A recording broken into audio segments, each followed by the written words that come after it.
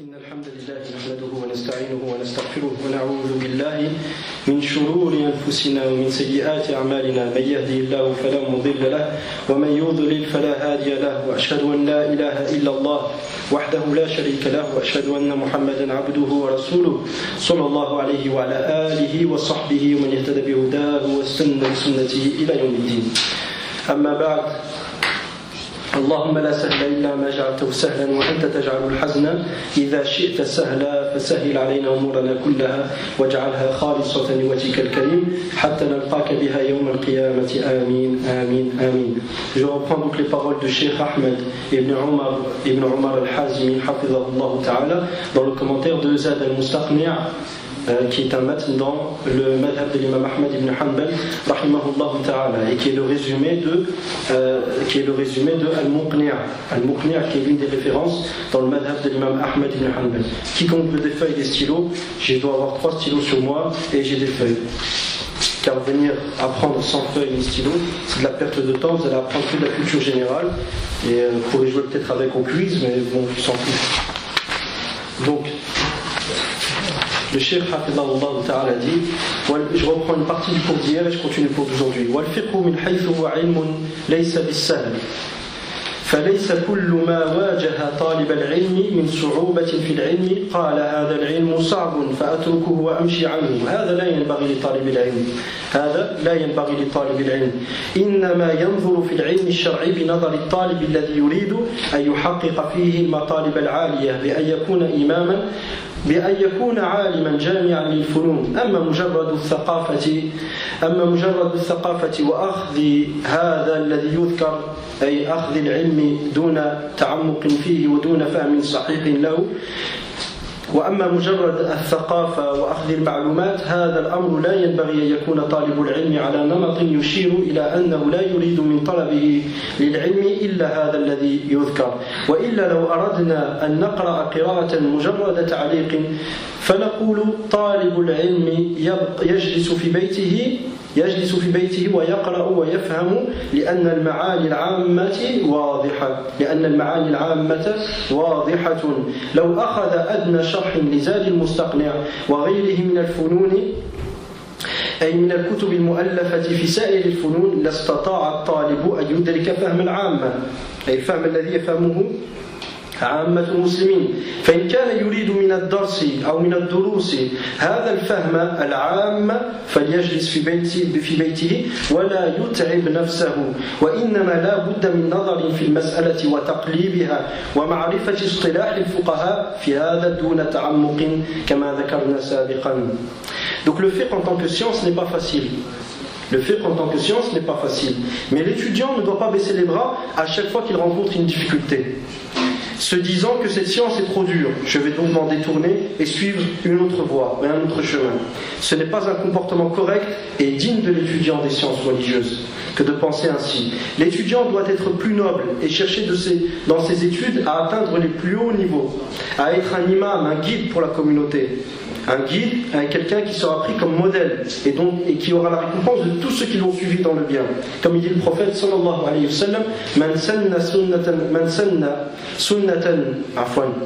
man da'a ila hudan kana lahu ajruha wa ajru man amila biha duna an yanqusa dhalika aw yunqisa dhalika min ujurihim shay'an aw kama qala an-nabi sallallahu alayhi wa sallam wa qad dhakartuhu bil ma'na.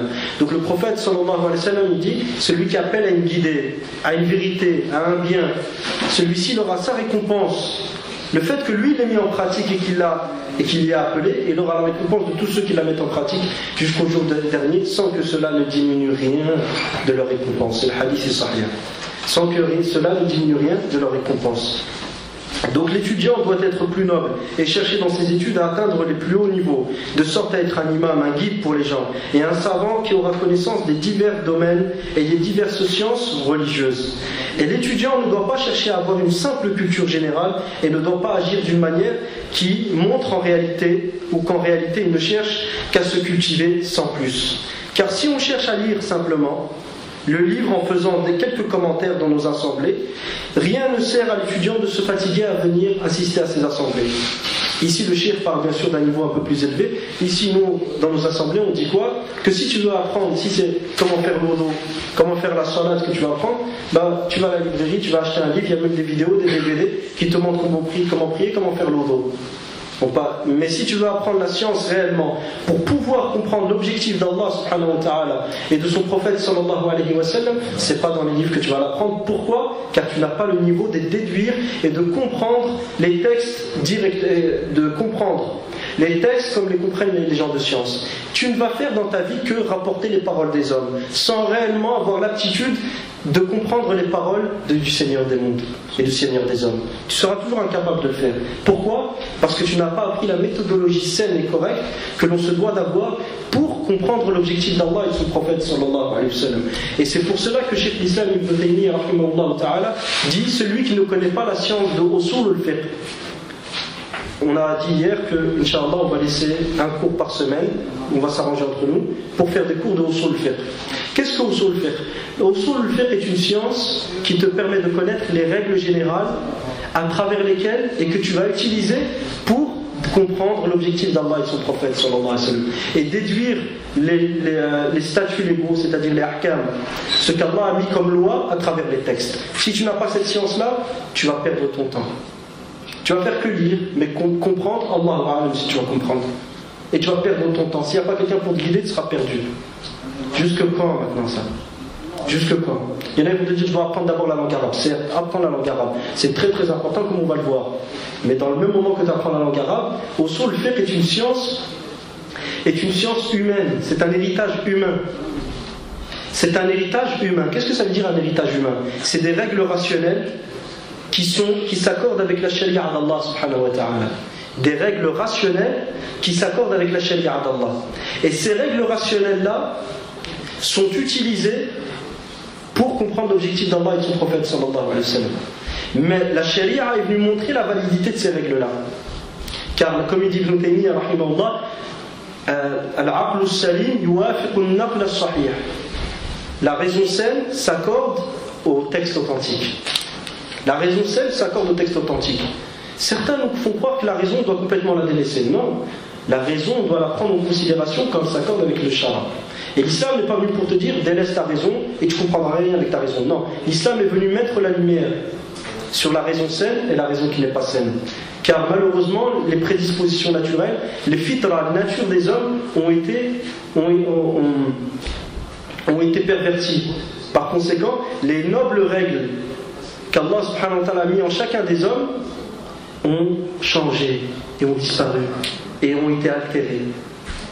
Mais ces règles-là, il y en a encore, alhamdulillah. Et cette science-là, elle te permet de comprendre les règles de base que tu dois absolument connaître, que doit connaître al-mujtahid, l'érudit, que doit connaître le faqih, le juriste et l'érudit. Il va prendre ces règles et il va aller voir le Coran, la Sunna, le consensus, le qiyas, l'analyse, l'analogie, et il va voir qu'est-ce qui est juste, comment tirer les règles du Coran, les lois d'Allah subhanahu wa ta'ala à travers les sources. Et après, dans cette science, on te détaille quelles sont les sources légales, puis les sources légales. Qu'est-ce que veut dire source légale? C'est les sources qu'Allah a pris en compte. Que veut dire une source? Qu'est-ce que tu fais dans une source? Si demain tu marches dans les montagnes et tu trouves une source, tu fais quoi? Tu vas puiser de l'eau. Donc c'est un endroit où tu vas puiser, chercher quelque chose. Les sources légales, c'est là où tu vas chercher la loi d'Allah. Source légale. Je vais dans la source pour chercher la loi. Tout simplement. Mais comment je vais aller dans la source pour chercher la loi? Il me faut des bagages. C'est comme si, imagine-toi qu'il y a une source en haut d'une montagne. Tu vas grimper n'importe comment ou il te faut du matériel? Il te faut du matériel. Mais si tu te dis, ah non, moi je m'en remets à Allah et Inch'Allah je suis sincère, allez j'y vais, qu'est-ce qui va se passer? Tu vas tomber, tu vas jamais arriver. C'est la même chose. Tu veux directement aller dans la source qui est le Coran et la Sunna et ramener les lois, tu vas te perdre. Tu vas pas ramener les lois d'Allah, tu vas aller ramener les lois du shaitan. Parce que les lois d'Allah, tu ne vas pas les connaître, tu ne vas pas savoir les puiser. Tu vas ramener des choses que tu vas penser être la loi d'Allah. Mais ce ne sera pas la loi d'Allah. Ce sera ce que ta raison, elle a compris. D'accord? On va voir que l'on fait. Donc le cheikh continue et dit, donc je reprends, l'étudiant doit être plus noble et chercher dans le... je reprends les paroles qu'on a dit. Cheikh l'Islam Ibn Taymiyyah il dit, celui qui ne connaît pas la science de Usul al-Fiqh, donc on a expliqué c'est quoi, il n'a pas le droit à la parole dans la religion d'Allah. T'as pas le droit, à moins que tu rapportes les paroles des gens de science, sinon t'as pas le droit à la parole. Et il dit aussi, rahimahullah, l'objectif de l'apprentissage de la science des fondements de la jurisprudence, qui est une méthodologie que le musulman doit connaître et dont il doit s'imprégner, que le mujtahid doit connaître et dont il doit s'imprégner pour puiser les lois d'Allah dans la source des lois. Donc, celui qui ne connaît pas l'objectif de cette science est de comprendre Allah et son messager sallallahu alayhi wa sallam. المقصود من تعلم أصول الفقه هو فهم مراد الله سبحانه وتعالى ورسوله صلى الله عليه وسلم. D'accord? Donc l'objectif de cette science est d'apprendre de comprendre l'objectif d'Allah, ce qu'Allah veut dire lorsqu'il parle et lorsque son prophète sallallahu alayhi wa sallam parle. Lorsque le prophète fait une chose, quel est le statut, quelle est la valeur juridique d'une action prophétique? Quelle est la valeur juridique? Mais je vous donne un exemple, vous allez peut-être rigoler, mais bon, je vous montre un peu quelles sont les conséquences néfastes d'un apprentissage de la religion qui n'est pas correct. Un jour, j'étais à la mosquée, donc on sortait tous de la mosquée, et les gens, bon, qu'on sort, il faut qu'on mette nos chaussures. Et moi, j'avais lu que le prophète sallallahu alayhi wa sallam mettait ses chaussures assis. Donc je me suis arrêté en plein milieu de la mosquée, en plein milieu de là où tout le monde sortait, je gênais tout le monde, je me suis assis et je mettais mes chaussures. Et il y en a un, il m'a dit oui, tu gênes la route. Je lui ai dit mais c'est la sunna ça. Là c'est un grand problème dans la compréhension de la sunna du prophète sallallahu alayhi wa sallam. Parce qu'il y a la sunna, c'est ce que le prophète a fait. Premièrement, ce que le prophète a fait n'a pas un caractère obligatoire, c'est un caractère recommandé. Deuxièmement, lorsqu'une recommandation s'oppose à un objectif, s'oppose à un méfait général, une chose qui va nuire aux gens, qu'est-ce que tu fais prévaloir? Une recommandation prophétique ou une interdiction de nuire aux gens? S'oppose à un intérêt général. Un méfait général. Un méfait général. S'oppose à un méfait général. Ici, c'est une maslaha qui s'oppose à une mafsada amma. Donc imagine-toi ici, tu as un acte que le prophète sallallahu alayhi wa sallam a fait, qui est noble mais qui n'est pas obligatoire. Si tu le fais, tu vas nuire aux gens, à plus d'une personne. Qu'est-ce qui prime ici? C'est les méfaits généraux. Voilà, c'est les méfaits généraux qui doivent être repoussés et ils ne doivent pas, et tu dois tout faire pour ne pas nuire aux gens, quitte à abandonner quelque chose de recommandé. Donc c'est cette raison-là, ce aql, cette raison que le musulman se doit d'avoir. Le but c'est que tu t'imprègnes de ces règles-là pour que tu comprennes la religion comme les sahaba l'ont compris. Et que tu ne sois pas quelqu'un qui soit limité dans ta compréhension et qui fait croire aux gens que la religion d'Allah c'est comme ça alors que c'est comme ça.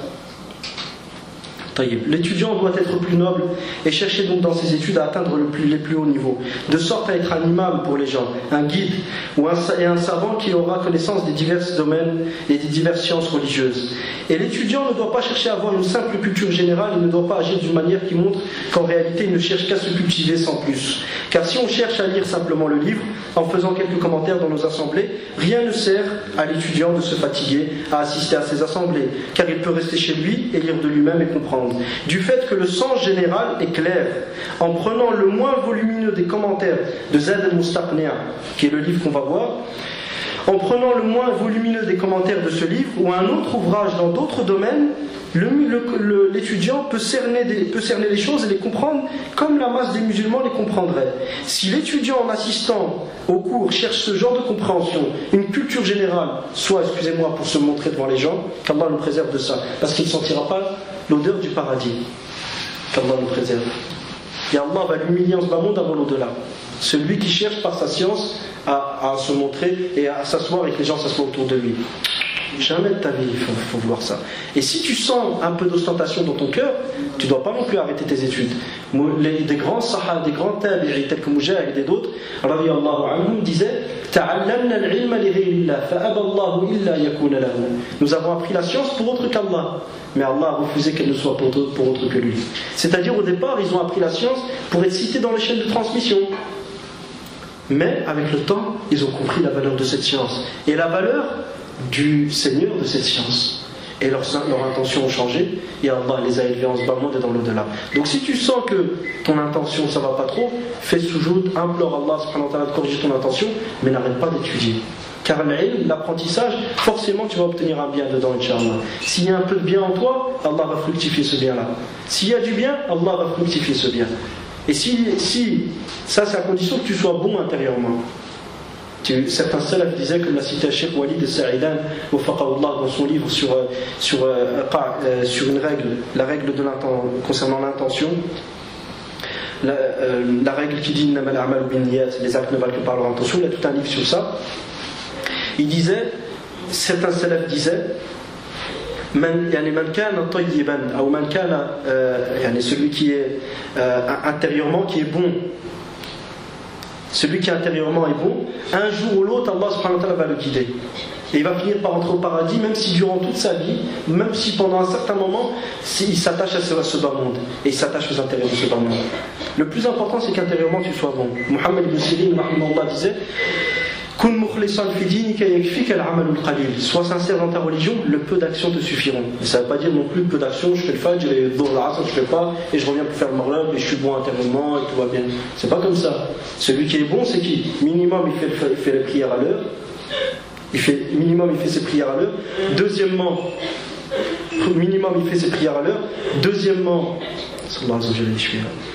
Deuxièmement, donc premièrement il fait ses prières à l'heure, il fait ses nawafil, ses rawatib, les 12 rak'at par jour. Il les fait 2 rak'at avant la prière du matin, 2 rak'at avant la prière de dhuhr, 4 rak'at après le dhuhr, donc 2 plus 2, 2 rak'at après le maghrib et 2 rak'at après l'isha. Il ne peut pas les faire parce qu'en journée il travaille, il rentre chez lui, il les rattrape. Il n'a pas pu faire le witr avant de dormir, qu'est-ce qu'il fait? Il se lève le matin, 15 minutes après le lever du soleil, il fait 2 rak'at. S'il avait l'habitude de faire le witr en une rak'at, il fait 2. S'il avait l'habitude de faire 3, il fait 4. S'il avait l'habitude de faire 5, il fait 6. Donc, et ainsi de suite. Mais la prière de la nuit, il l'a fait de 2 en 2, comme il a été rapporté dans le Sahih Bukhari. Le prophète Ibn Umar radiyallahu anhu a dit, le prophète sallallahu alayhi wa sallam a dit, Salatul layli mathna mathna. La prière de la nuit est composée de prières de 2 rak'at. D'accord. Donc l'important c'est d'être sincère et de chercher la vérité, et tu verras qu'Allah subhanahu wa ta'ala va guider ton cœur. Donc si l'étudiant en assistant à ce genre de en assistant au cours cherche ce genre de compréhension, c'est-à-dire une culture générale, qu'il reste alors chez lui et ne se fatigue pas à venir. Car les cours qu'on va voir, certaines fois il y aura des analyses grammaticales. Donc après, c'est à vous les analyses grammaticales, je ne les traduis pas en français. Rien ne sert de les traduire comme on va le voir. Je vais les citer pour les frères arabophones, Inch'Allah ta'ala. Premièrement, c'est moi qui en profite. Et après, et ceux qui veulent en profiter comme eux en profitent, qu'ils fassent des efforts d'apprendre la langue arabe. Donc il y a un certain nombre de choses qui vont être mentionnées. Il y aura des fawaïd, Inch'Allah, des informations précieuses dans le fiqh, dans le fiqh, des règles d'usul fiqh, des règles qui sont valables même dans le tafsir du Coran, des règles dans l'ilm al-hadith, certaines fois l'authentification des hadiths. On va voir comment on authentifie un hadith, quelles sont les conditions de l'authenticité d'un hadith. Donc le mieux c'est qu'est-ce que tu fais? Tu achètes plusieurs cahiers. Un cahier pour la aqida, un cahier pour le fiqh, un cahier pour mustalah al-hadith, la terminologie du hadith, un cahier pour le tafsir et un cahier pour la grammaire. Puis le cours que tu viens, lorsque tu viens pour assister au cours, comme au lycée, qu'est-ce qu'on faisait? On prenait des notes. Puis quand tu rentres chez toi, tu fais quoi? Tu mets au propre. Mais tu mets pas tout au propre dans la même feuille. Non, il faut partager un peu tout ça. Et essayer d'avoir un stylo 4 couleurs pour pouvoir un peu faire la différence entre tout ça. Parce que c'est écrit tout. Et fais attention, Abu Hanifa rahimahullah disait, quand tu écris, fais attention de bien écrire pour pouvoir te relire. Et combien de fois ça m'est arrivé ça? Tu lis, t'écris, on dirait des pattes de fourmis. Tu viens pour relire, t'arrives même pas à te relire. Il faut faire attention, écris bien quand t'écris. Inch'Allah, tout ça on va le voir dans le comportement de l'étudiant. Le comportement de l'étudiant envers lui-même, envers Allah subhanahu wa ta'ala, envers lui-même, envers son professeur, envers ses camarades. Les anciens, les salafs, le stylo avec lequel ils écrivaient la science, ils n'entraient pas aux toilettes avec. Par respect pour ce stylo. Imaginez. Il y a des manières de s'asseoir dans les assemblées, il y a des choses à faire, des choses à ne pas faire. Donc il y a un ensemble de choses qu'on verra, Inch'Allah. Le plus important, c'est que pour l'instant, vous soyez motivés. Vous sachiez que par cette science, Allah vous honorera en ce monde et dans l'au-delà. Et l'ignorance ne va vous être nullement utile. L'ignorance ne vous sera nullement utile. Allah a élevé le chien qui a de la science sur le chien qui n'a pas de science. Si imaginez qu'un chien il est éduqué, qu'il est dressé, à chasser, et que tu dis Bismillah et que tu envoies ton chien, et il attrape une bête, et elle est morte. Elle est halal ou pas la bête? Elle est halal. Mais si le chien n'est pas dressé, imagine-toi que tu as ton chien, tu l'as envoyé, puis tu cours, tu essaies de le rattraper, tu arrives, tu vois la bête morte, il y a ton chien et il y a un autre chien. Et l'autre chien n'est pas dressé. Est-ce que tu as le droit de manger? Tu n'as pas le droit de manger. Pourquoi? Parce qu'Allah a élevé le chien dressé sur le chien qui n'est pas dressé. Le chien qui a de la connaissance ou celui qui n'a pas de connaissance. Est-ce que vous croyez que pour les êtres humains ça ne va pas être la même chose? Dis, est-ce que sont égaux? Et seront égaux ceux qui croient, et ceux qui savent et ceux qui ne savent pas. Jamais. Et la véritable science, c'est la pratique. Embellis ta science par la pratique. Embellis ta science par la pratique, tu seras le premier à en profiter. Et ce sera une lumière. Et tu seras récompensé le jour du jugement. Et même en ce bas monde, tu seras récompensé. Allah t'élèvera en ce bas monde et dans l'au-delà. Inch'Allah ta'ala. Donc si l'étudiant en assistant à ces assemblées cherche ce genre de compréhension, une culture générale, qu'il reste alors chez lui et ne se fatigue pas. Car le but de ces cours est d'étudier les questions légales. Ça veut dire quoi, question légale? Masail shar'iyya. Qu'est-ce que ça veut dire? Que veut dire source légale? Ça veut dire quoi? Source de la loi, d'accord. Donc, question légale, c'est des sujets qui sont liés à la sharia, d'accord. Donc, habituez-vous à ces terminologies-là, d'accord. Habituez-vous à ces terminologies-là. Statut légal, c'est quoi? Un hukm shar'i. Qu'est-ce qu'un hukm? Un hukm, qu'est-ce que c'est linguistiquement? Ou un hukm, qu'est-ce que c'est? C'est l'affirmation d'une chose vis-à-vis d'une autre, ou la négation de cette chose vis-à-vis d'une autre. Si je te dis, par exemple, Abdurrahman jalis, Abdurrahman est assis, est-ce que c'est un hukm ça? Réfléchissez, je répète la définition du hukm: ithbatu amrin li akhar aw nafyuhu anhu. L'affirmation d'une chose vis-à-vis d'une autre ou concernant une autre, ou la négation d'une chose concernant une autre. Là j'ai dit Abdurrahman jalisun. Abdurrahman est assis. J'ai affirmé ou pas une chose? J'ai affirmé quoi? J'ai affirmé la position assise vis-à-vis concernant une personne. Qui est cette personne? Abdurrahman. Donc j'ai affirmé une chose concernant une autre. Athbattu amran li akhar. J'ai affirmé une chose concernant une autre. C'est un statut ça ou pas? C'est un hukm, et c'est un hukm quoi? C'est un hukm usuel, hukm urfi, ou hukm adi. C'est un statut, comment dire, normal, au sujet duquel les gens se sont mis d'accord. Une personne qui est dans cette position-là, elle est assise. D'accord. C'est compris. Donc le hukm huwa ithbatu amrin li akhar aw nafyuhu anhu. Le hukm est l'affirmation d'une chose vis-à-vis d'une autre, ou la négation de cette chose vis-à-vis d'une autre. Si je te dis laysa fil bayti laysa fil markazi illa mathalan illa thalathata ashkhas, il n'y a dans le centre que 3 personnes. Ou, laysa fil bayti ahadun, il n'y a personne à la maison. Est-ce que c'est un hukm? Non. Pourquoi? Parce que j'ai nié une chose qui est la présence d'êtres humains concernant une autre qui est la maison. Donc j'ai nié et rejeté une chose concernant une autre. Donc c'est un hukm. Al-hukm shar'i maintenant. Le statut légal, c'est quoi? C'est une affirmation ou une négation dans la loi d'Allah. C'est une affirmation ou une négation concernant la loi d'Allah. Je te dis, as-siyam wajibun. Le jeûne est obligatoire. Est-ce que c'est un hukm? Bien sûr. D'accord, pourquoi? Parce que j'ai affirmé une chose qui est l'obligation al-wujub li akhar à une autre qui est le siyam, le jeûne. Donc c'est une affirmation, c'est un hukm donc. Est-ce que c'est un hukm quoi? On parle de quel domaine? On est où? On parle de quoi? De la loi d'Allah. Donc c'est un hukm shar'i. At-tawhid shartun fil islam. Le tawhid est une condition pour être musulman. Est-ce que c'est un hukm? Non, c'est un hukm. Pourquoi? Parce que j'ai affirmé une chose qui est la condition pour être musulman, pour une autre qui est le tawhid. Donc pour être musulman, il faut avoir accompli le tawhid. Donc c'est un hukm. Et ce hukm là, on parle de quoi? De la pluie et du beau temps ou de quoi? de la sharia. Donc c'est un hukm shar'i. C'est compris qu'est-ce qu'un hukm shar'i? D'accord. Inch'Allah, je ne m'y arrêterai plus et la prochaine fois on sera interrogé dessus. Donc car le but de ces cours est d'étudier les questions légales, les masail ash-shar'iyya, et chercher à les comprendre, chercher à les comprendre convenablement et connaître les terminologies employées par les fuqaha. Le terme terminologie en arabe, on appelle ça al-istilahu.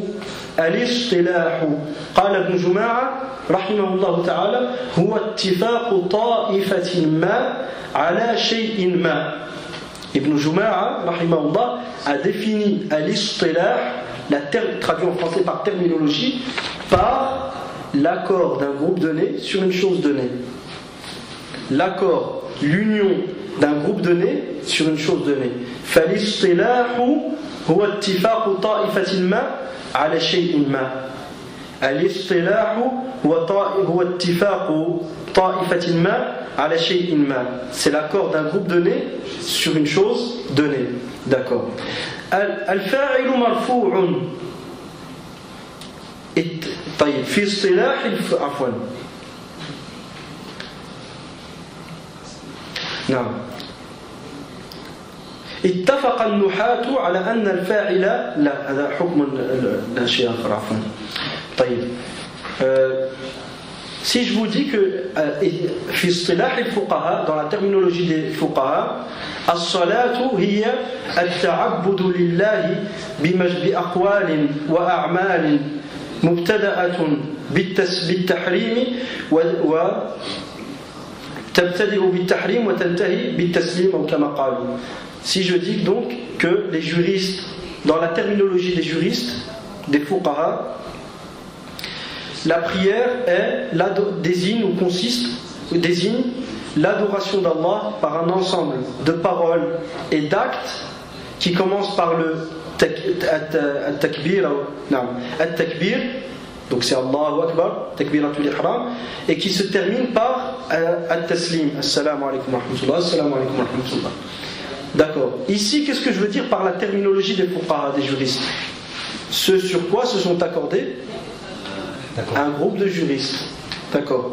Donc la terminologie, les terminologies des fuqaha, c'est le langage sur lequel au sujet duquel se sont accordés les fuqaha, les juristes. C'est un langage, ils sont mis d'accord sur un vocabulaire. Aujourd'hui, les physiciens, ils ont un vocabulaire qui leur est particulier. Les mécaniciens, ils ont un vocabulaire. Les chimistes, ils ont un vocabulaire. Les médecins, ils ont un vocabulaire. D'accord, ces vocabulaires-là, on appelle ça comment on appelle ça comment? Non, des terminologies. Ou plutôt, jargon, ça c'est un peu, je pense que c'est le langage familier, c'est jargon. Sinon on appelle ça des terminologies. D'accord. Si on dit istalaha al-qawmu ala kada wa kada, en arabe on utilise le verbe istalaha qui est le mardi, le passé du verbe de istilah. D'accord. Les gens se sont istalahu sur telle et telle chose. Qu'est-ce que ça veut dire? Ils se sont mis d'accord dans le fiqh. Donc les terminologies des fuqaha, on va aussi voir ça, Inch'Allah. On va s'arrêter sur certaines terminologies, les définir. Vous prenez donc un cahier et vous écrivez Istilah al-fuqaha, la terminologie des juristes, des fuqaha. Et vous recopiez à chaque fois qu'il y a une définition qui est ajoutée au cours. Vous l'écrivez dans votre bloc-notes et quand vous rentrez chez vous, vous mettez ça au propre. Vous avez plusieurs cahiers et chaque chose vous le mettez en place. Sans pousser le sujet trop approfondir, comme on l'a dit précédemment. On ne va pas pousser le sujet. Pourquoi? Le cheikh a déjà expliqué précédemment pourquoi il ne va pas pousser, car certains se plaignent que les cours sont trop compliqués. D'accord. Puis après il rentre directement dans le texte, il dit هذا المتن مختصر المقنع للعلامة أبي النجا موسى ابن أحمد أبي النجا موسى ابن أحمد ابن موسى ابن سالم ابن عيسى المقدسي الحجاوي اشتهر به أي بهذا الاسم نعم ينسب أو نسبة إلى حجة وهي قرية من قرى نابلس. كيف تترجم نابلس؟ Naplouse. Comment? Naplouse. Naplouse. D'accord. طيب. جزاك الله خيرا. توفي سنة 968 ثم توفي سنة 968 ثم الصالحي الدمشقي قال رحمه الله. Donc l'auteur, comment s'appelle-t-il? L'auteur du livre, il s'appelle Abu Najah Moussa, fils d'Ahmad, fils de Moussa, fils de Salim, fils de Isa, al-Maqdisi. Donc il est né où? À Jérusalem, le Quds. Al-Hajjawi, al-Maqdisi, al-Hajjawi. Hajja, c'est l'un des villages.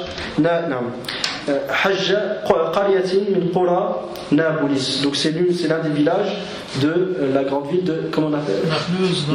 Naplouse, la Cisjordanie actuelle. La Jordanie actuelle. La Cisjordanie. La Cisjordanie.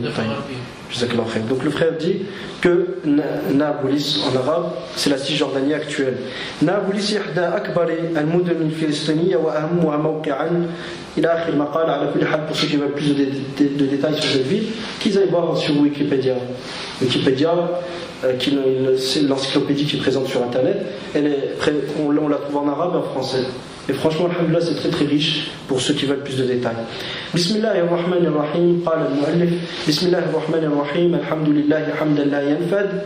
أفضل ما ينبغي أن يحمد وصلى الله وسلم على أفضل المصطفين محمد وعلى آله وأصحابه ومن تعبد. أما بعد، فهذا مختصر في الفقه من مقنع الإمام الموفق أبي محمد على قول واحد وهو الراجح في مذهب أحمد، وربما حذفت منه مسائل نادرة الوقوع وزدت ما على مثله يعتمد، إذ الهمم قد قصرت والأسباب المثبطة على نيل المراد قد كثرت مع صغر حجمه حوى ما يغني عن التطويل، ولا حول ولا قوة إلا بالله وهو حسبنا ونعم الوكيل. طيب، الحمد لله.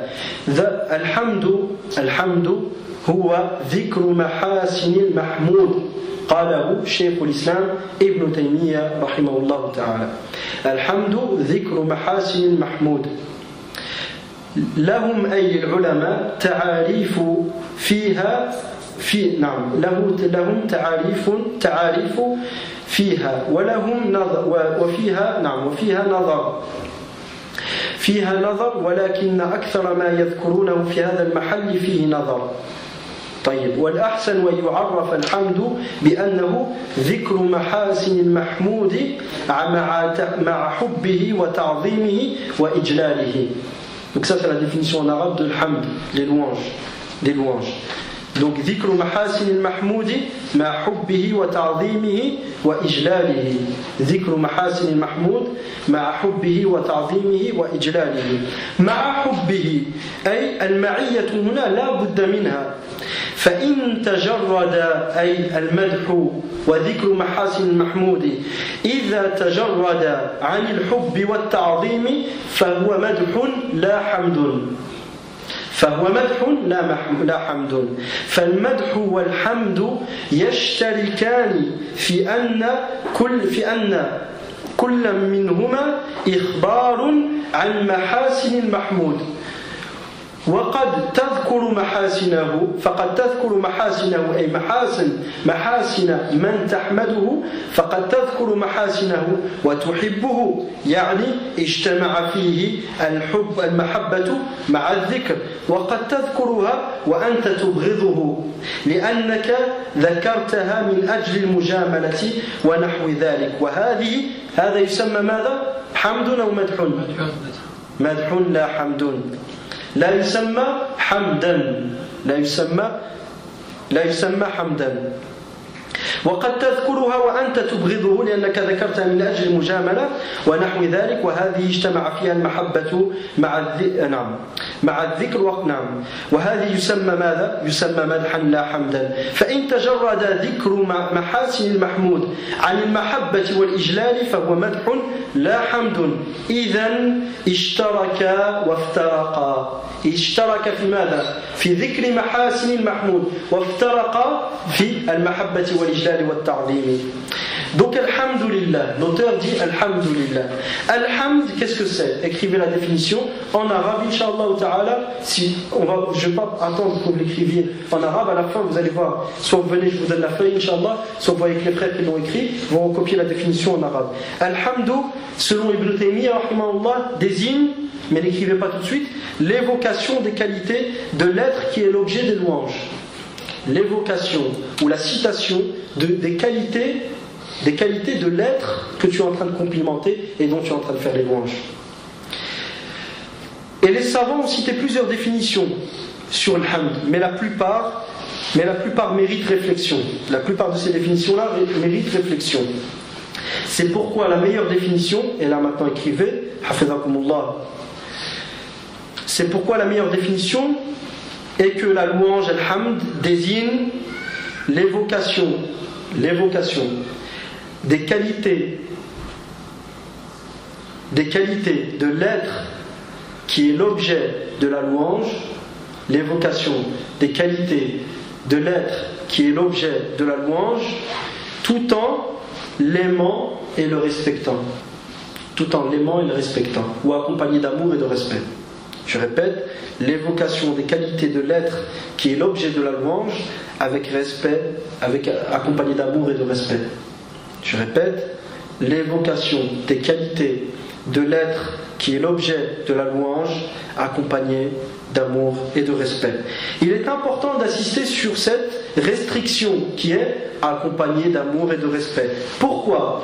Car s'il en est dénudé, si l'évocation des qualités d'une personne, ou d'un être plutôt, est dénudée d'amour et de respect, ce sera un madh en arabe, un compliment, traduit à peu près approximativement par compliment. Ce sera un madh, un compliment, et non un hamd, une louange. Si la personne évoque les qualités d'une autre, d'un être, sans l'aimer ni le respecter, on appellera ça comment? Un madh, un compliment, et non pas un hamd, une louange. Le hamd et le madh, la louange et le compliment, se rejoignent donc dans une chose et se séparent dans une autre. Ils se rejoignent dans quoi? Je vous laisse répondre, Inch'Allah. Dans l'évocation des qualités. Des qualités de? Des qualités de l'être qui est l'objet de. D'accord. Donc, ils se rejoignent dans le fait que tous deux consistent à informer au sujet des qualités d'un être donné. Mais cet être, tu peux l'aimer comme ne pas l'aimer. Si tu l'aimes, ce sera un ajibou, un hamd, une louange. Et si tu ne l'aimes pas, ce sera un madh, un compliment. Comme dans le cas où tu complimentes une personne par politesse ou autre, tout en la détestant. Donc ça, on appelle ça comment? Un madh, pas un hamd. Comment le nomme-t-on alors? On le qualifiera de madh. On voit donc que les deux réalités, c'est quoi une réalité? Ça, c'est aussi un terme que vous devez écrire, barakallahu fikum, afin que je ne le répète pas. Al-haqiqatu hiya al-haddu. Al-haqiqatu haqiqatu shay, ay mahiyatuhu, ay hadduhu. ثلاث كلمات مترادفة. ثلاث كلمات مترادفة. تدل على حقيقة واحدة. Ce sont trois synonymes. Deux synonymes. Réalité, voilà, trois synonymes. La réalité d'une chose égale la définition d'une chose égale l'essence d'une chose. Je répète, la réalité d'une chose égale, la réalité en arabe on dit al-haqiqatu. Al-haqiqatu égale la définition al-haddu. La définition al-haddu. La définition al-haddu égale al-mahiyatu. Al-mahiyatu. L'essence égale l'essence d'une chose. Donc on a combien de synonymes ici? 3. Donc quand je te dis la réalité d'une chose, ça veut dire quoi? La réalité de l'islam, ça veut dire quoi? La définition de l'islam. La réalité du tawhid. Attends, personne ne répond. Tfadal, Mohamed. La définition du... si je te dis la réalité du tawhid, ça veut dire quoi? La réalité. Ouais. Non, je veux pas que tu me la définisses. Ça veut dire la définition du tawhid. Si je te dis la réalité du tawhid, c'est ça, ça, ça, ça. Donc, c'est comme si je te disais, la définition du tawhid, c'est ça, ça, ça. Et c'est comme si je te disais, l'essence du tawhid, sans lequel il peut exister, c'est ça, ça et ça. C'est compris. On a 3 synonymes. La réalité, l'essence et la définition. D'accord ? On voit donc que ces 2 réalités, donc j'ai plus besoin de vous expliquer c'est quoi les réalités, vous avez su c'est quoi. On voit donc que ces 2 réalités, on voit donc que la réalité de ces 2 termes, se rejoignent. Que les réalités de ces 2 termes se rejoignent sur certains points et se séparent sur d'autres. Ça veut dire quoi les réalités de ces 2 termes ? Les définitions de ces 2 termes se rejoignent sur certains points et se séparent sur d'autres. Ils se rejoignent sur quoi ? L'évocation des qualités. L'évocation des qualités se sépare sur l'amour. La présence de l'amour et du respect. C'est bon ? On continue. Puis l'auteur dit Lillahi, alhamdu lillahi. Allamu huna lilikhtisasi aw al-ahdi أو العهد أو الاستحقاق وكلها معان مطلوبة في هذا الموضع. أعيد اللام هنا للاختصاص أو العهد أو الاستحقاق وكلها معان مطلوبة في هذا الموضع. Donc en résumé, le cheikh dit Alhamdou, on dit quoi après ? Lillah. Le lam là dans li, quelle est sa fonction ? Le lam dans lillah a pour fonction de montrer 3 choses. Le lam dans li, Alhamdou li, lahi, a pour fonction de montrer 3 choses. De montrer que les louanges les plus, premièrement, de montrer que les louanges les plus complètes sont spécifiques à Allah. De montrer que les louanges les plus complètes sont spécifiques à qui ? À Allah subhanahu wa ta'ala. On appelle cette fonction de montrer qu'une chose est spécifique à une autre, et dans ce contexte que les louanges les plus complètes sont spécifiques à Allah, on l'appelle comment ? Al-ikhtisasu. Al-ikhtisasu. Je répète. Le lam dans l'illahi a pour fonction de montrer 3 choses. Premièrement, que les louanges les plus complètes sont spécifiques à Allah. On appelle cette indication-là, on l'appelle comment ? Al-ikhtisas, la spécification, à peu près. Deuxièmement, qu'Allah mérite les louanges les plus complètes. Qu'Allah mérite les louanges les plus complètes. Donc on souligne mérite, parce que c'est pour ça qu'on appelle ça la mulistihqaq. La particule lam, qui est une lettre mais qui a une indication légale, une valeur juridique. Je sais que ça peut paraître du chinois, Inch'Allah, c'est très très important. Qu'est-ce que veut dire une valeur juridique ? Une valeur dans la loi d'Allah. Je vous donne un exemple. Comment on sait que le hajj est obligatoire ? Est-ce que vous pouvez me ramener un verset du Coran où le hajj est obligatoire ? Là, ma fiche Kotib. C'est qui que... Là, naam, là. Walillahi ala الناس وجعل لكل أمة منسكا. لا الآية أنا أقصد هذه الآية اللي ذكرها الأخ. ولله على الناس حج البيت لمن استطاع إليه سبيلا. طيب, elle est où l'obligation ici? Là. Sur le quoi? Ala. Ben ala, quand tu viens de traduire en français, ça veut dire quoi? Sur, c'est ça que ça veut dire? Là. Ala tufidu l'wujub. Ala tadullu ala l'wujub. La particule ala dans la langue arabe indique l'obligation. D'accord? Donc comment a-t-on su à partir de ce verset que le hajj est obligatoire? Parce qu'Allah a dit walillahi ala an-nas. La walakin fi ala hiya allati tadullu ala al-wujub. ولكن يعني اللام اللام هنا لها وظيفة أخرى.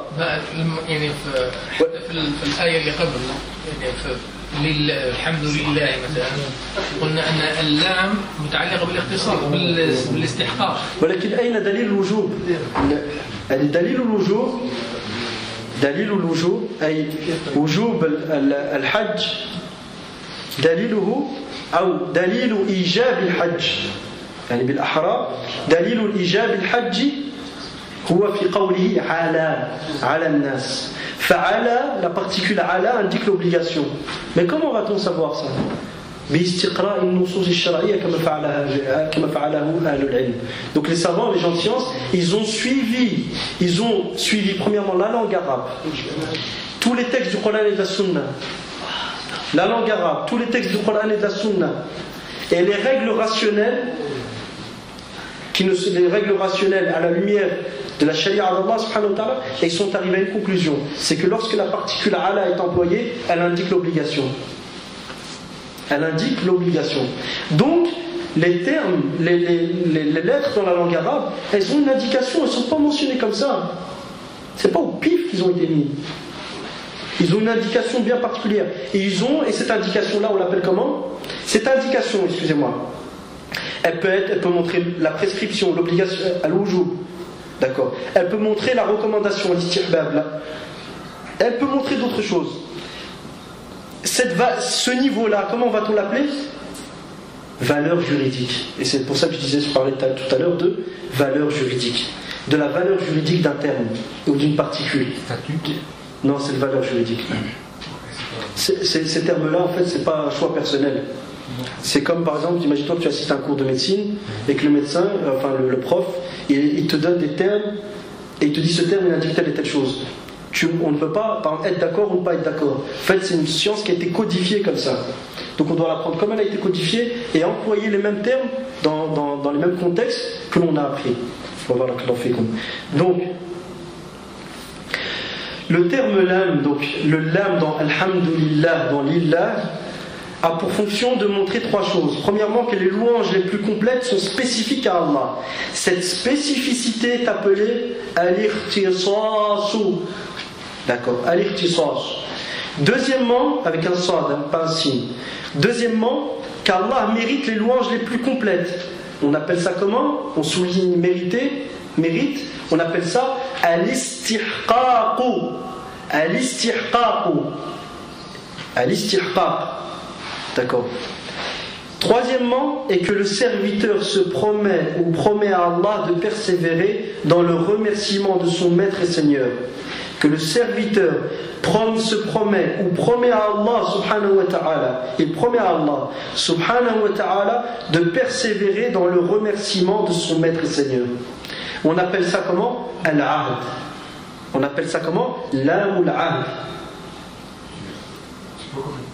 La troisième est que le serviteur se promet à Allah de persévérer dans le remerciement de son maître et Seigneur, appelé al-ahd. Que le serviteur promet à Allah de persévérer dans le remerciement de son maître et Seigneur et dans les louanges de son maître et Seigneur. On appelle ça comment? Al-ahd, qui vient de l'engagement, donc la notion de se promettre, de promettre. D'accord? Toutes ces significations sont à prendre en compte dans ce contexte. Toutes ces significations sont à prendre en compte dans ce contexte. طيب. بالنسبة لام العهد فالحقيقة أني لم أفهم كلام الشيخ أحمد الحازمي لما سمعته فسألت الشيخ أبا بصير حفظه الله تعالى عبر الهاتف. لماذا أذكر عبر الهاتف؟ لأن من الأمانة العلمية أن تخبر عن طريقة السؤال وطريقة إخبار الشيخ لك بأمر أو بحكم شرعي. Donc, فسألت الشيخ حفظه الله تعالى هاتفيا عن المقصود بلام العهد في هذا الموضع فأجاب حفظه الله يريد أي الشيخ أبا عمر الحازمي حفظه الله يريد أن يقول وهو معنى ضعيف أي المعنى الذي سيذكره الشيخ أبو بصير نعم أي المعنى الذي سيذكره يقول وهو معنى ضعيف يمكن تفسير قوله على معاهدة الخالق على الاستمرار بالحمد والشكر كما تخصه بالحمد وتعتقد أنه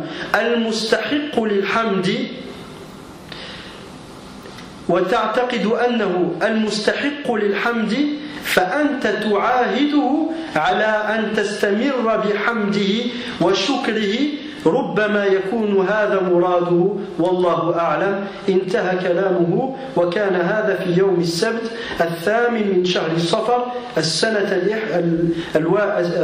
31 بعد 104 هجريا. Donc, précision, j'ai traduit l'âme ou l'ahd que le Cheikh a cité dans les paroles de Cheikh Abu Umar al-Hazimi Hafidhahullah par ce qui a précédé, sur base des paroles de Cheikh Abu Basir Hafidhahullah que j'ai questionné le samedi 8 du mois de Safar avec un Sad. Nous sommes pendant le mois de Safar, l'an 1431 de l'Hijra al-Nabawiyya, ala sahibiha afdalus salati wa ahsanu taslim, qui correspond au 23 janvier 2010, en lui exposant la problématique, à comprendre le sens de l'am ou l'ahd dans ce contexte, car ne voyant pas clairement le lien entre al-ahd ou l'am ou l'ahd, qui à première vue m'indiquait ce qu'on appelle l'amul ahdi dhihni, et le sens l'amul ahdi dhihni, vous voyez ça dans le nahw, dans la grammaire. Inch'Allah, je vous encourage donc à chercher Inch'Allah ce sujet-là. Donc, ce qui m'indiquait à première vue l'amul ahdi dhihni et le sens qu'elle pouvait avoir dans ce contexte. Il répondit hafidhahullah ta'ala, c'est-à-dire le Cheikh Abu Umar al-Hazimi vise, donc puis le Cheikh fait une petite parenthèse, malgré que ce sens et cette signification soient faibles et n'est pas visé par le lam ici. Donc le Cheikh, il est possible d'expliquer ces dires, c'est-à-dire le sens de lam ou l'ad, par ce qui suit. 2 points, vous ouvrez les guillemets, l'engagement, s'engager et promettre au Créateur de faire ses louanges et lui être reconnaissant en permanence. S'engager et promettre au Créateur de faire ses louanges et lui être reconnaissant en permanence. Et qu'au même titre que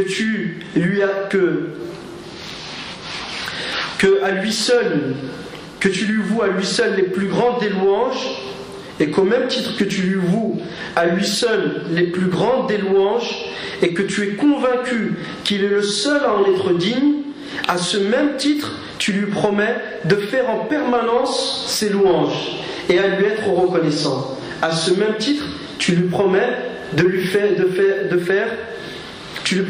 en permanence ses louanges et à lui être reconnaissant. Fin de citation. Puis le cheikh continue, il dit, donc vous fermez la guillemets, il est possible que ce soit le sens de ces propos et Allah demeure le plus savant et Allah a'lam. Fin de citation des paroles du cheikh.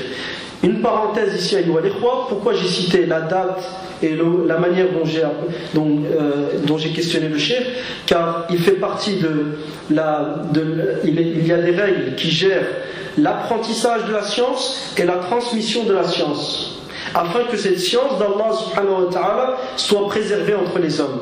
Parmi ces manières-là, c'est que quand tu poses la question à quelqu'un, à un cheikh, et que tu informes au sujet de sa réponse, tu dis comment tu l'as questionné. Tu dis pas cheikh un tel m'a dit. Là tu es un modèle lisse. Parce que quand tu dis m'a dit, c'est-à-dire que tu l'as rencontré. Tu vas me dire non, c'est pas ce que j'ai voulu dire. Mais tu laisses supposer que tu l'as rencontré. Donc tu es quelqu'un qui n'est pas précis dans ta transmission. Donc normalement ton témoignage n'est même pas. Ce que tu rapportes n'a pas une valeur, n'a pas une véritable valeur. Tu dois préciser comment tu l'as entendu. C'était par téléphone, tu dis par téléphone. Par MSN, je ne sais jamais, c'était par MSN. C'est le nouveau moyen qu'on a aujourd'hui. Tu l'as lu dans un livre. C'est pas, tu as lu, par exemple, Cheikh Islam par un savant contemporain, Cheikh Abou Mohammed, tu as lu qu'il a dit ça. Tu dis, Cheikh Abou Mohammed m'a dit. Comment il t'a dit? J'ai lu son livre. C'est pas comme ça. Là, tu es quelqu'un qui te fait passer pour ce que tu n'es pas. Tu dois citer la manière dont tu lui as demandé. Et l'historique de ta question, pourquoi elle est importante? Sait-on jamais le cheikh il revient sur sa position. Donc imagine-toi, toi tu rapportes une chose du cheikh, toi tu es quelqu'un d'intègre, et une autre personne rapporte du cheikh. Et vous l'avez tous les deux rencontré, ou tous les deux vous l'avez contacté par téléphone. Et les deux avis s'opposent. Si on ne connaît pas l'historique, comment va-t-on savoir quel est le dernier de ces avis? D'accord? Donc c'est important. Tu transmets comment tu l'as entendu, de la manière. Et puis, là, ce que j'ai fait, j'ai retranscrit au mot à mot ce que le cheikh a dit. Ce n'est pas le sens. Donc quand tu retranscris le sens de ce qu'il a dit, tu dis que tu as retranscrit le sens de ce que tu as compris de ses paroles. Là, c'est du mot à mot. J'ai enregistré et j'ai recopié.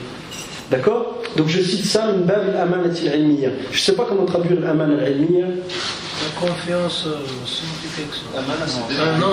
Le dépôt scientifique, voilà. C'est-à-dire cette science, c'est un dépôt qu'Allah subhanahu wa ta'ala nous a donné. Quand tu veux la transmettre ou la recevoir, tu dois respecter ce dépôt-là. Et c'est comme ça que la science elle a été gardée jusqu'à aujourd'hui. Il y a des gens qui ont la chaîne de transmission de Sahih al-Bukhari jusqu'à l'imam al-Bukhari.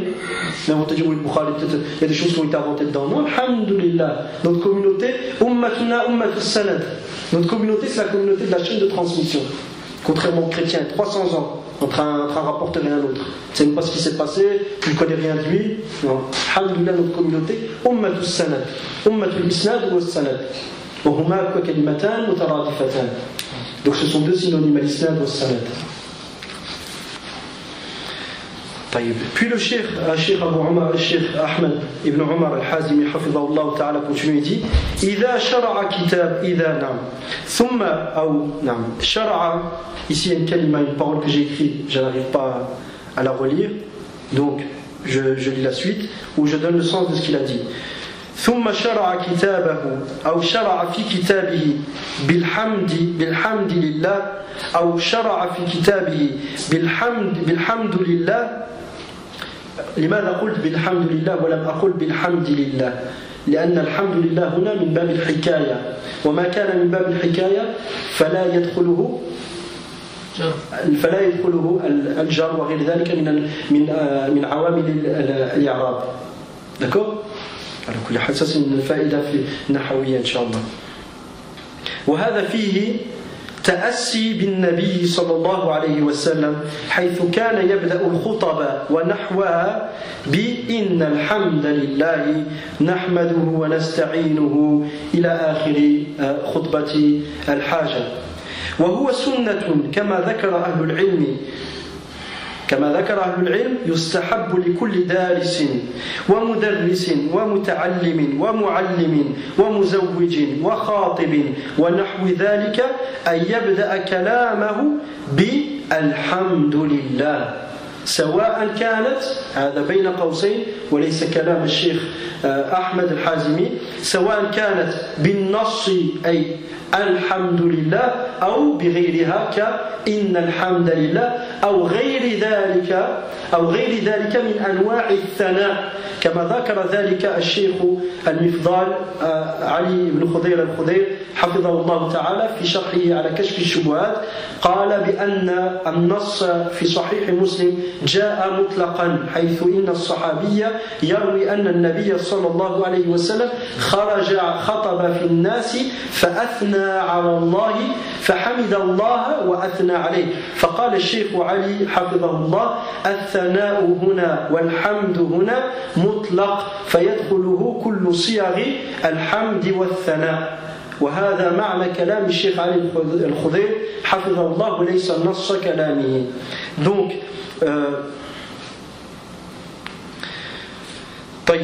Inch'Allah, je vais traduire d'abord ce passage. L'auteur a débuté son ouvrage par Alhamdulillah, en respect et suivi de la sunna du message d'Allah sallallahu alayhi wa sallam, qui débutait ses prêches et autres. Quand il voulait parler aux gens, il débutait par Innal hamdalillahi nahmaduhu wa nasta'inuhu wa nastaghfiruh, jusqu'à la fin de cette dua qui est connue. Inch'Allah ta'ala, je vous invite à l'apprendre. Je vais la réciter là maintenant pour que vous puissiez la voir convenablement. Donc je le récite, Inch'Allah. Innal hamdalillahi nahmaduhu wa nasta'inuhu wa nastaghfiruhu wa nastahdihi. La الزيادة ضعيفة كما ذكره الألباني في صحيح أو في صحيح أو في ضعيف الجامع في سلسلة صحيحة. نعم. فالزيادة هذه ضعيفة لا تصح نسبتها إلى النبي صلى الله عليه وسلم. Donc nastahdi, nous demandons sa guidée, c'est un rajout qui est faible, qui n'est pas authentique, comme l'a cité l'Albani dans As-Silsila Sahiha, en sachant que je mentionne Al-Sheikh l'Albani fi Ilm al-Hadith et autres. Mais dans la aqida, il avait une aqida égarée, qui est très très dangereuse pour la Ummah.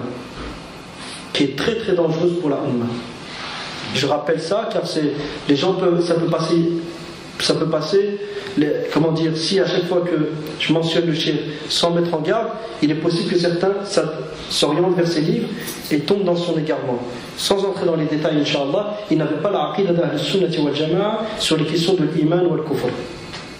Sur les questions liées à la foi et à la mécréance, il n'avait pas la aqida d'Ahl Sunnah. Mais dans la science du hadith, il avait du ilm. Donc je rapporte ce qu'il dit dans la science du hadith. Donc, et dans le fiqh aussi, il avait de la connaissance. Simplement dans la aqida en particulier, et précisément dans le domaine de la foi et du kufr, les paroles de Sheikh Al-Albani ne sont pas prises en compte. Donc je continue. Donc innal hamdalillahi nahmaduhu wa nasta'inuhu wa nastaghfiruhu wa na'udhu tu mets ta langue au bout là.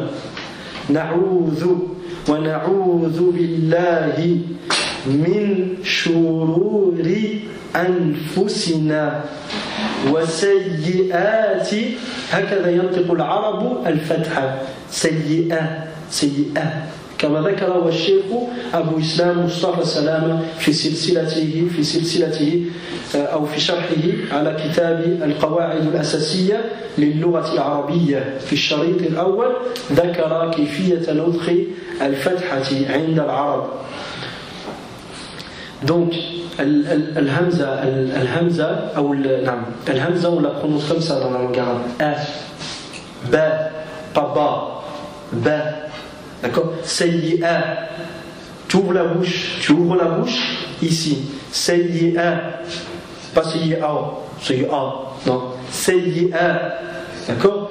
Wa na'udhu billahi min shururi anfusina wa sayyi'ati a'malina. Man yahdihillahu man yahdihi. May, on ne dit pas man yahdihi. Pourquoi? Parce que c'est lourd. On dit may. Donc tu fais un léger bruit avec ton nez, mais pas exagéré. Pas may. D'accord? May yahdihillah, may yahdihi. Pas may yahdihi. May yahdihillahu. Pas may yahdihillahu. Man yahdihi Allahu. Le lam doit être léger. Man yahdihi Allahu fala mudil. Comment tu fais le dad? Pourquoi la langue arabe on l'appelle l'ouratul dad? Il y en a wala dallin. Si c'était ça le dad, comment se distingue la langue arabe des autres langues? Pourquoi la langue arabe on l'appelle l'ouratul dad?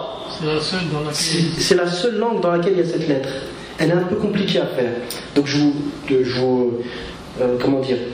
vous rapproche la manière de la faire. Tu ouvres ta bouche, tu mets ta langue sur le côté droit et tu fais comme une bulle là sur la droite. On voit. Regarde, tu vois là, il y a mes lèvres, mes joues qui gonflent. On voit. اهدنا الصراط المستقيم صراط الذين أنعمت عليهم. Après, غير المغضوب pas غير المغضوب غير المغضوب عليهم ولا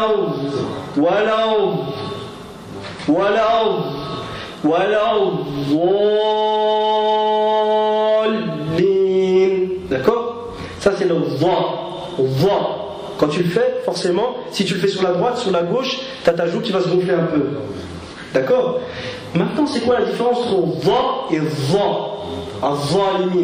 La différence, comme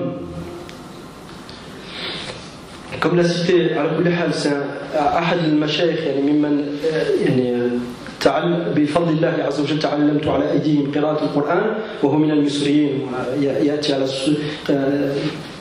إذاعة المجد يقرأ القرآن يعني قبل سنتين أو سنة ونصف في شهر رمضان أتى إلى هذه البلد فكان إماما في أحد المصليات فمن الله سبحانه وتعالى العبد الفقير بقراءة القرآن بين يديه فسألته عن كيفية نطق حرف الظاء وكيف نميز بين الظاء والظاء فأخبرني حفظه الله تعالى بأن حرف الظاء لأن طريقة نطق حرف الظاء بأن تخرج لسانك أما الظاء فلا تخرج لسانك الضاد لا تخرج لسانك le ضاد tu ne sors pas ta langue le ظا tu dois sortir ta langue الظالمين mais le ضاد dans le voilà ظالم tu sors pas ta langue tu laisses ta langue en dessous du palais là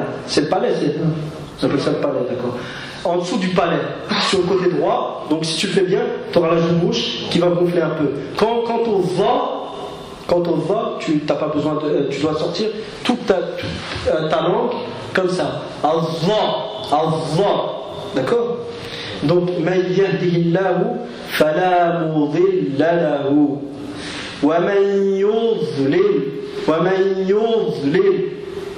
donc il ne faut pas que tu abuses non plus quand tu le fais tu n'es pas en train de lire le Coran donc c'est à dire qu'il ne faut pas non plus exagérer tu le fais légèrement wa man yudlil fala hadiya lahu tu dis pas wa man yudlil fala hadiya lahu wa ashhadu an la ilaha illa Allah wahdahu la sharika